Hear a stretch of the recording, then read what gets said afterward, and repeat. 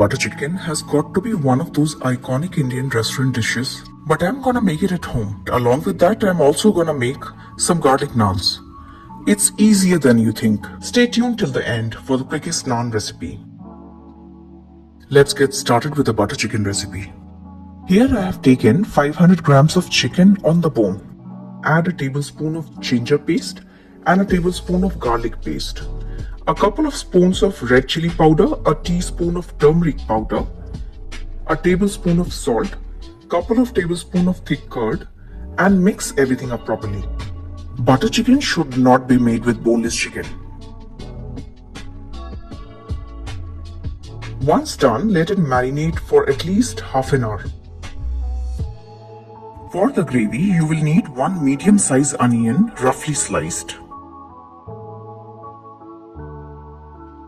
Also take a couple of fresh tomatoes and roughly slice them.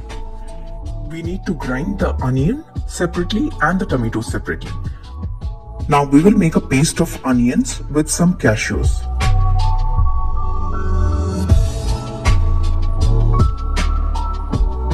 Once pasted into a smooth consistency, set it aside.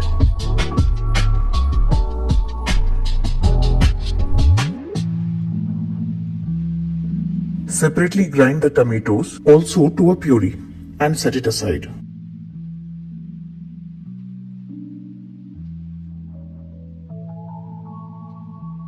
Add enough oil in a wok for shallow frying the chicken. Then add the chicken in the hot oil and don't overcrowd the wok. It's easier to manage and you don't want to really lower the oil temperature. Cook it for roughly a minute each side before you turn them around. Repeat the process with all the remaining chicken pieces. Do ensure to wait till one side is slightly charred and don't rush this process. Once all the pieces are well charred, take them out and keep it aside. And then we will start with the gravy. Add the onion cashew paste and cook it till it starts releasing the oil.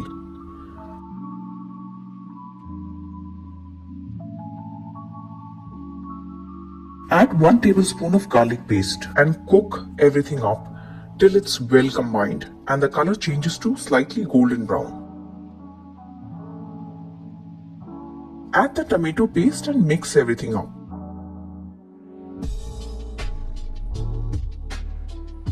The tomatoes will give it a tanginess and the beautiful red-orange color. Now add some sugar, add salt as per your taste, and mash some kasuri methi in your palm and add it into the gravy. Now add chili powder, some garam masala powder, spoon of vinegar and mix it all up.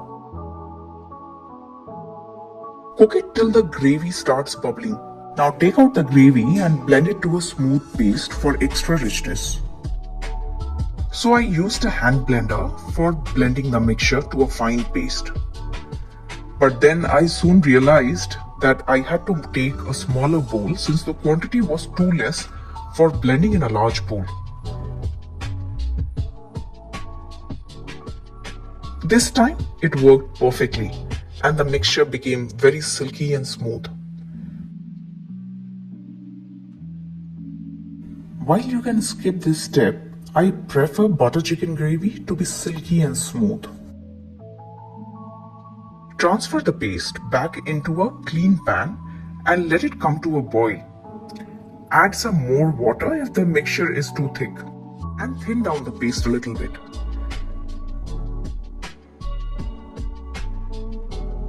Add a knob of butter. You can add more butter if you wish, or you can completely skip it. You can add some more water and finally add the chicken pieces.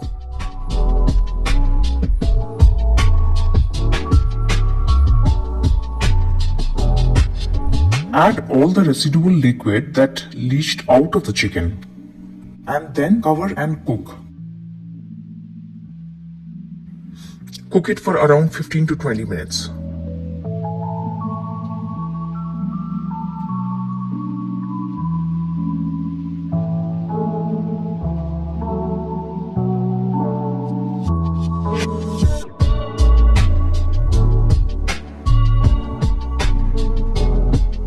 Once done, add the cream on top and garnish it with some coriander leaves.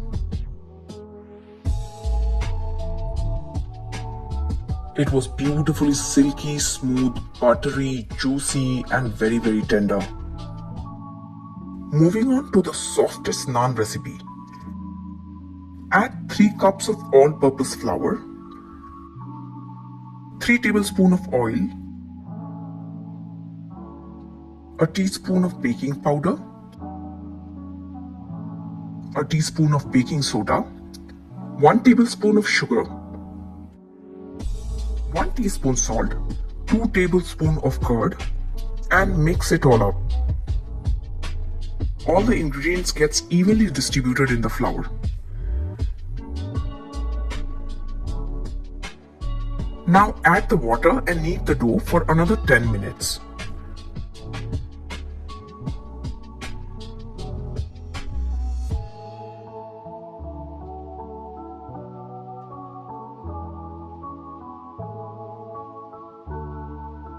Once done, cover and keep it aside for a couple of hours to relax the dough.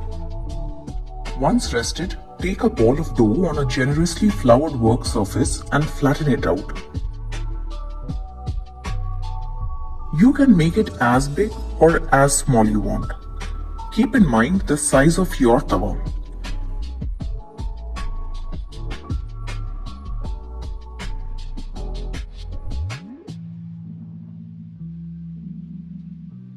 Once flattened, wetten your surface of the naan and drop it on a very hot tawa with the wet side down.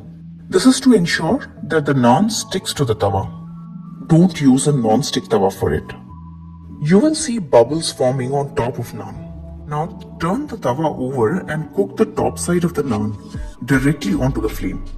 You can see the beautiful char.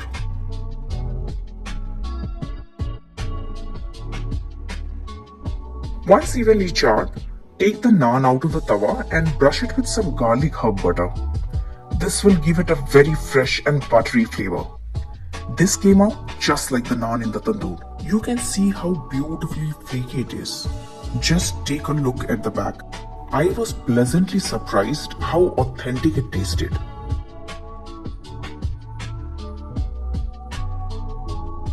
Serve the butter chicken with some fresh naan, some onions and pickles on side.